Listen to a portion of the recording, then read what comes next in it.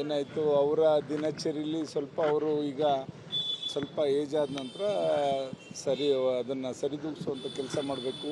ಈ ರಾಜಕೀಯ ಒತ್ತಡದಿಂದ ಅವರು ಅದೆಲ್ಲದನ್ನು ಕೂಡ ಲೆಕ್ಕಿಸದೆ ಪ್ರತಿದಿನ ಎಲ್ಲ ಕಾರ್ಯಕ್ರಮ ಮುಗಿಸ್ಬೇಕು ಅಂತಕ್ಕಂಥ ದೃಷ್ಟಿಯಿಂದ ಅವರು ಬೆಳಗ್ಗೆ ಬೇಗ ಎದ್ದೇಳ್ತಕ್ಕಂಥದ್ದು, ರಾತ್ರಿ ಲೇಟಾಗಿ ಮಲಗ್ತಕ್ಕಂಥದ್ದು, ಇದೆಲ್ಲ ಕಾರಣಗಳಿಂದ ಈ ಥರ ಅವಾಗವಾಗ ಈ ಥರ ವ್ಯತ್ಯಾಸಗಳನ್ನ ನಾವು ಕಾಣ್ತಾ ಇದ್ದೀವಿ ಅವರಲ್ಲಿ. ಆಗಲೇ 3 ಸಲ ಅವರು ಹೃದಯ ಚಿಕಿತ್ಸೆ ಆಗಿರೋದ್ರಿಂದ ಇವತ್ತು ಅವರು ಎಷ್ಟು ಎಚ್ಚರಿಕೆಯಿಂದ ಇದ್ದರೂ ಸಾಲದು.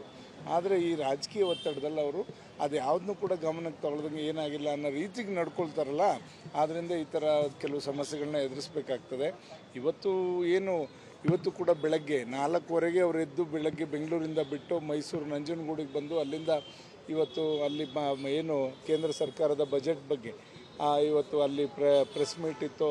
ಸುದೀರ್ಘವಾಗಿ ಸುಮಾರು 1.25 ಗಂಟೆ ಪ್ರೆಸ್ ಮೀಟ್ ಮಾಡಿ ಎಲ್ಲೂ ರೆಸ್ಟ್ ಇಲ್ಲ. ಅದು ಮುಗಿಸ್ಕೊಂಡು ಬಂದು ಇವತ್ತು ಇಲ್ಲಿ ನಮ್ಮ ಪಾರ್ಟಿ ಆಫೀಸಲ್ಲಿ ಇಡೀ ರಾಜ್ಯದ ಎಲ್ಲ ಕಾರ್ಯಕರ್ತರು ಮುಖಂಡರುಗಳು ಬಂದಂಥವ್ರನ್ನ ಅವ್ರನ್ನ ಉದ್ದೇಶಿಸಿ ಹಲವಾರು ಗಂಟೆ ಮಾತನಾಡಿ ನಂತರ ಎರಡೂ ಪಕ್ಷದ ಈ ಸರ್ಕಾರದ ವಿರುದ್ಧ ಹೋರಾಟದ ಬಗ್ಗೆ ಮಾತಾಡೋವಂಥದ್ದು ಚರ್ಚೆ ಮಾಡಿ ಹೇಗೆ ಮುಂದೆ ರೂಪುರೇಷೆಗಳು ಈ ಸರ್ಕಾರ ಮಾಡಿರ್ತಕ್ಕಂಥ ಎಲ್ಲ ಅವ್ಯವಹಾರಗಳನ್ನು ಕೂಡ ಬೀದಿಗಿಳಿತಕ್ಕಂಥದ್ದು ಹೇಗೆ ಅಂತಕ್ಕಂಥ ದೃಷ್ಟಿಯಿಂದ ಇವತ್ತು ಸನ್ಮಾನ್ಯ ಯಡಿಯೂರಪ್ಪನವರ ಎಲ್ಲರೂ ಎರಡೂ ಪಕ್ಷದ ನಾಯಕರುಗಳು ಕೂತ್ಕೊಂಡು ಚರ್ಚೆ ಮಾಡಿ ನಿಮ್ಮೆದುರಿಗೆ ಬಂದಂಥ ಸಂದರ್ಭದಲ್ಲಿ ಅಲ್ಲಿ ನಾವು ನಿಂತ್ಕೊಂಡು ಅವ್ರು ಮಾತಾಡೋ ಸಂದರ್ಭದಲ್ಲಿ ಆಗಿದ್ದು ನಮಗೂ ಎಲ್ಲ ಗಾಬರಿ ಆಗ್ತಾ ಇರ್ತಕ್ಕಂಥದ್ದೇ.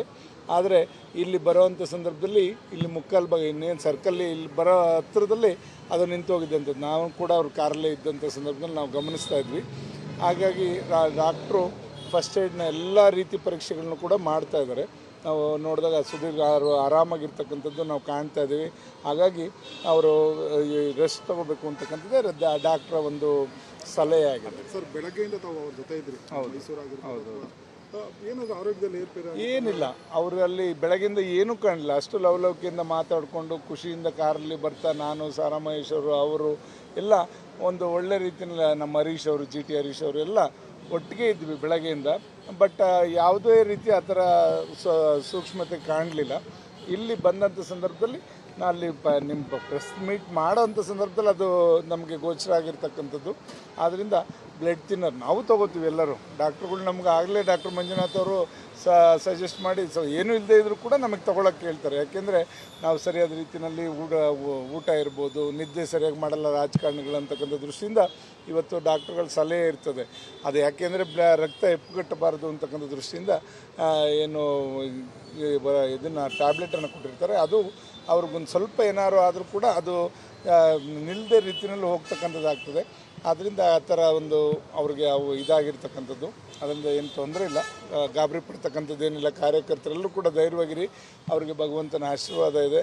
ಅವರು ಏನು ಆರೋಗ್ಯವಾಗಿ ಅವ್ರಿಗೇನು ಸಮಸ್ಯೆ ಇಲ್ಲ, ಅವ್ರು ಚೇತರಿಸ್ಕೊಂಡಿದ್ದಾರೆ ಅಂತ ನಿಮ್ಮೆಲ್ಲರಿಗೂ ಕೂಡ ತಿಳಿಸ್ಲಿಕ್ಕೆ ಬಯಸ್ತೇನೆ.